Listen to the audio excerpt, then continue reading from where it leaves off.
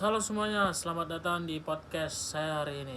Episode kali ini kita akan membahas tema besar yang sangat dekat dengan kehidupan kita sehari-hari, yaitu demokrasi. Tetapi bukan sekedar demokrasi sebagai teori, melainkan bagaimana demokrasi hidup atau justru tersendat di Indonesia. Di sini saya akan Perkenalkan, nama saya Gideon Jepan Siboro, kelas C NPM 25112, jurusan Ilmu Hukum dari Universitas Pasundan. Di sini saya akan mempresentasikan tentang demokrasi dari pelajaran Pak Subelo. Kita akan membahas pengertian demokrasi. Nah, apa itu demokrasi? Demokrasi secara sederhana berarti pemerintahan dari rakyat, oleh rakyat, dan untuk rakyat. Sebuah konsep yang sudah muncul sejak zaman Yunani kuno, namun demokrasi modern jauh lebih kompleks daripada sekedar memilih pemimpin.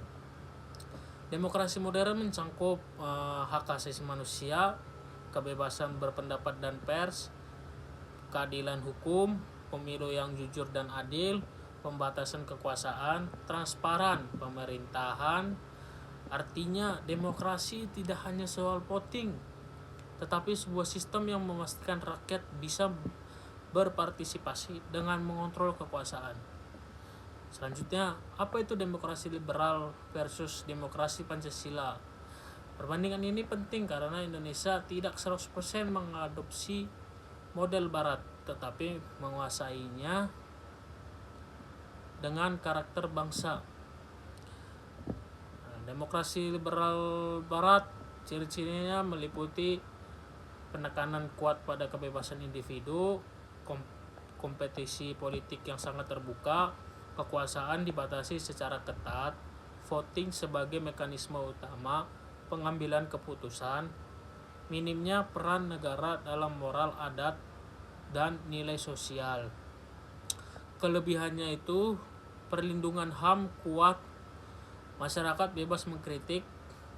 Kelemahannya kompetisi politik sangat tajam dan polarisasi mudah muncul. Baru selanjutnya, apa itu demokrasi Pancasila? Demokrasi memiliki ciri khas mengutamakan musyawarah mufakat, kebebasan disertai tanggung jawab moral, keadilan sosial sebagai orientasi, harmoni dan persatuan diutamakan. Demokrasi tidak hanya prosedural, tetapi juga etis dan beradab. Demokrasi Pancasila ada kelebihannya. Kelebihannya lebih cocok dengan sifat gotong royong dan tidak individualistis. Kelemahannya bisa disalahgunakan untuk menekan opsisi dengan alasan menjaga harmoni.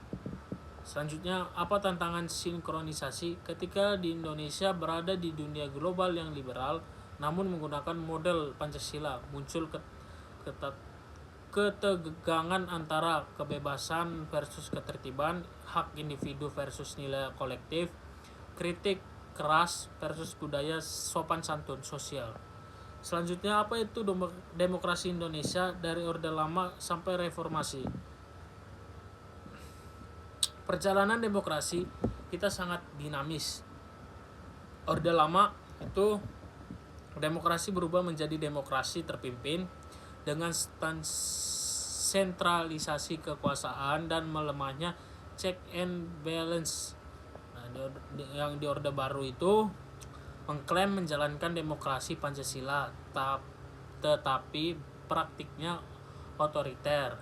Partai politik diatur ketat, kebebasan pers dibatasi dan kekuasaan presiden nyaris absolut. Di era reformasi berusaha mengembalikan demokrasi dengan pemilu langsung, otonomi daerah, penguatan masyarakat sipil, kebebasan pers, penghapusan dui fungsi ABRI. Namun demokrasi kita menghadapi tantangan baru, politik, uang, korupsi, dan polarisasi.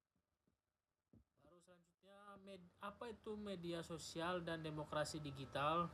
Media sosial menciptakan revolusi baru dalam demokrasi. Informasi menjadi cepat, debat politik semakin masif, dan partisipasi publik meningkat. Namun ada dampak negatif. Yang pertama itu disinformasi dan hoax.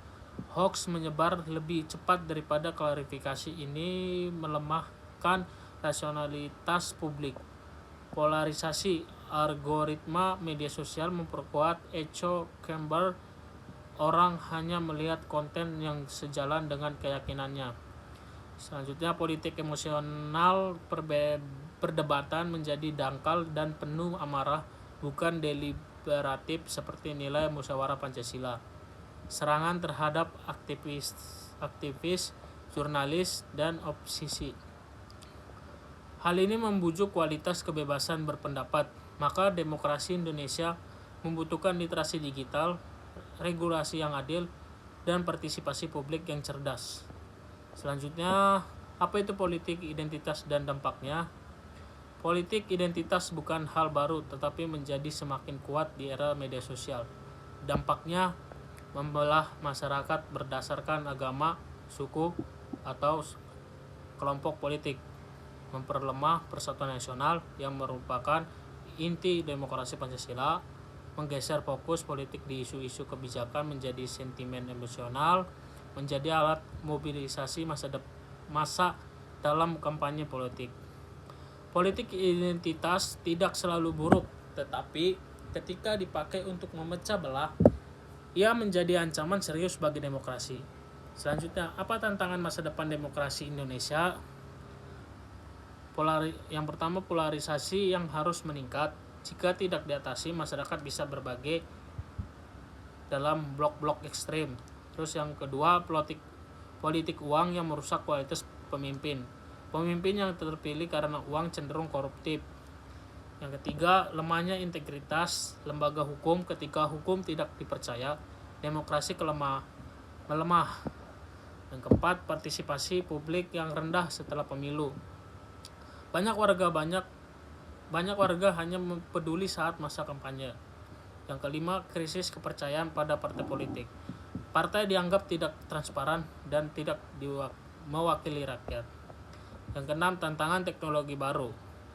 AI, surveillance digital, dan manipulasi informasi bisa mengancam kebebasan dan integritas pemilu. Selanjutnya, apa yang harus dilakukan untuk menjaga demokrasi? Agar demokrasi tetap hidup dan kuat, ada beberapa langkah penting. Yang pertama, menguatkan literasi politik dan digital. Masyarakat harus paham hak dan kewajibannya. Yang kedua, reformasi partai politik. Partai harus lebih terbuka, akuntabel, dan kaderisasi harus jelas. Yang ketiga, penguatan lembaga penegak hukum. KPK, kepolisian, dan pengadilan harus independen dan tidak tunduk pada tekanan politik. Yang keempat, memperkuat budaya musyawarah. Tidak semua perbedaan harus berujung konflik. Musyawarah dan mufakat tetap penting. Yang kelima, etika bermedia sosial. Debat harus sehat, akan menghancurkan lawan. Keenam, perlindungan terhadap minoritas. Demokrasi sejati bukan hanya melindungi mayoritas, tetapi juga memelihara hak kelompok rentan. Oke, closing ya. Demokrasi bukan sistem yang sempurna, tetapi sejauh ini ia adalah sistem terbaik yang memungkinkan rakyat ikut menentukan masa depan mereka. Namun demokrasi hanya akan bertumbuh jika kita merawatnya bersama dengan diskusi yang sehat, menghormati perbedaan, melawan hoax, dan berani mengkritik secara bertanggung jawab. Terima kasih sudah mendengar podcast saya hari ini. Sampai bertemu di episode berikutnya. Salam.